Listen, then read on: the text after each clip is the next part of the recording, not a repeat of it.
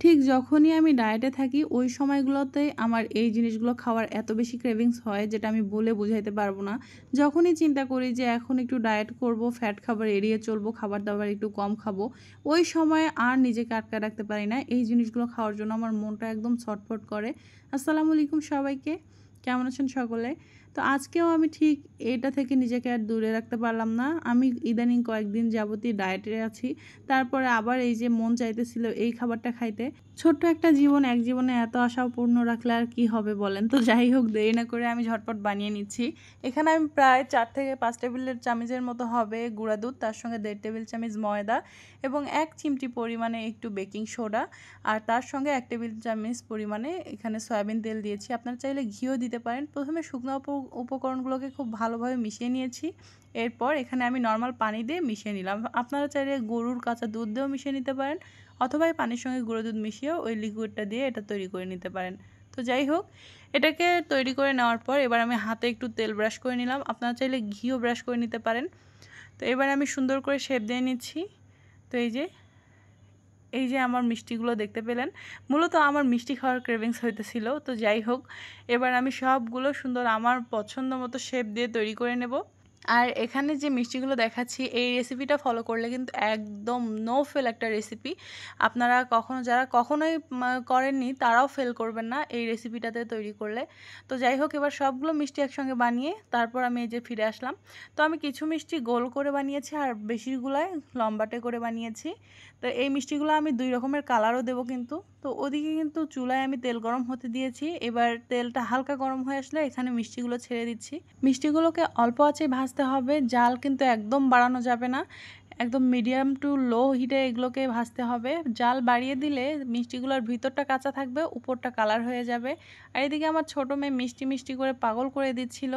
ওর বাবাও বলতেছে ওকে একটু দাও। তো বললাম যে আসলে কাঁচা মিষ্টি, এখন তো রান্নাই হয়নি, কিভাবে দিব। আর এই পর্যায়ে মিষ্টিগুলো মাশাল্লাহ কি সুন্দর করে ফুলে গেছে, দেখতেই তো পাচ্ছেন। এবার আমি শুরুতে মূলত বলেছিলাম যে 2 কালারের মিষ্টি করব। তো এখানে যে লম্বাটে যেগুলো আছে এগুলো একটা কালার দেব, এবং গোল যেগুলো করেছি এগুলোর আলাদা একটা কালার দেব। তো এই যে লম্বা মিষ্টিগুলো কিন্তু হয়ে গেছে। এবার এই পর্যায়ে আমি এগুলোকে উঠিয়ে নিচ্ছি। তো দেখেই কিন্তু বুঝতে পারতেছেন যে এটার কালারটা দেখে যে এটা কিন্তু হয়ে গেছে। তো সব লম্বা মিষ্টিগুলোকে উঠিয়ে নিলাম।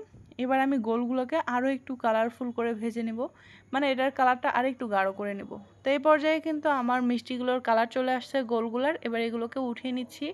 এবার অন্যদিকে একটা কড়াইয়ের মধ্যে দিয়ে দিলাম পরিমাণ মতো চিনি, মানে 1 কাপ পরিমাণে, আর দিয়ে দিলাম 1.5 কাপ পরিমাণে পানি দিয়ে এবার আমি এখানে এই যে সব মিষ্টিগুলোকে দেখাচ্ছি ভাজার পর কেমন এসেছে কালারগুলো। আর এগুলো শিরায় দেওয়ার পর কিন্তু আরও সুন্দর কালার আসবে। আর এখন ভাজার পর আমার মেয়ে মিষ্টিগুলো নেওয়ার জন্য পাগল হইতেছিল। আমার কিন্তু মেয়ে একদম মিষ্টি পাগল বলতে পারেন। তো অনেক দিন পর মিষ্টি বানাচ্ছি দেখে মেয়ে অস্থির করে ফেলতেছে, বানানোর সুযোগটাও দিতেছে না, কি আর করার।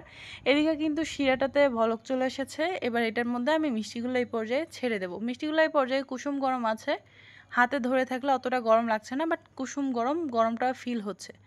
এবার আমি একটা ঢাকনা দিয়ে দিচ্ছি এটাতে। এখানে 5 থেকে 10 মিনিট এটাকে ফুটিয়ে নেব। তো 5 থেকে 10 মিনিট পর আমি ঢাকনা তুলে যে দেখিয়ে দিচ্ছি মিষ্টিগুলো কিন্তু এখন এই অবস্থাতে জাল বন্ধ করে কিছুক্ষণ রেখে দেবো, ঠিক 10 থেকে 15 মিনিট। 10 থেকে 15 মিনিট পর আমি ফিরে আসলাম একদম পিরিচ আর চামিচ দিয়ে মিষ্টি উঠানোর জন্য। দেখেন একদম মিষ্টিগুলোর রস টেনে নিয়ে টইটুম্বুর হয়ে গেছে রসে। তো আমি এবার সবগুলো মিষ্টিকে সুন্দরভাবে তুলে নিচ্ছি। সব পেজের মধ্যে সুন্দর করে সাজিয়ে নেওয়ার পরে আবারও আমি ফিরে আসতেছি। তো এই যে আমার মিষ্টিগুলো সাজানো হয়ে গেছে, দেখতেই পাচ্ছেন কত সুন্দর হয়েছে আর কতটা রসালো হয়েছে, দেখে নিশ্চয়ই বুঝতে পারতেছেন। আর গরম ছিল প্রচুর, আমার তো আর মন মানতেছে না যে আসলে একটা মিষ্টি খেয়ে দেখি, কিন্তু গরম ছিল যার জন্য আমি মুখে দিতে পারতেছিলাম না। তো এদিকে আমি নিয়ে এসে বসে আছি আর মেয়েরা আমার 2 মেয়ে ফোন দেখা নিয়ে ব্যস্ত। যদিও ওদেরকে তেমন একটা ফোন দেওয়া হয় না, বাট মাঝে মাঝে খুব বেশি যখন জ্বালাতন করে তখন একটু একটু, জানি এটা ভালো হ্যাবিট না।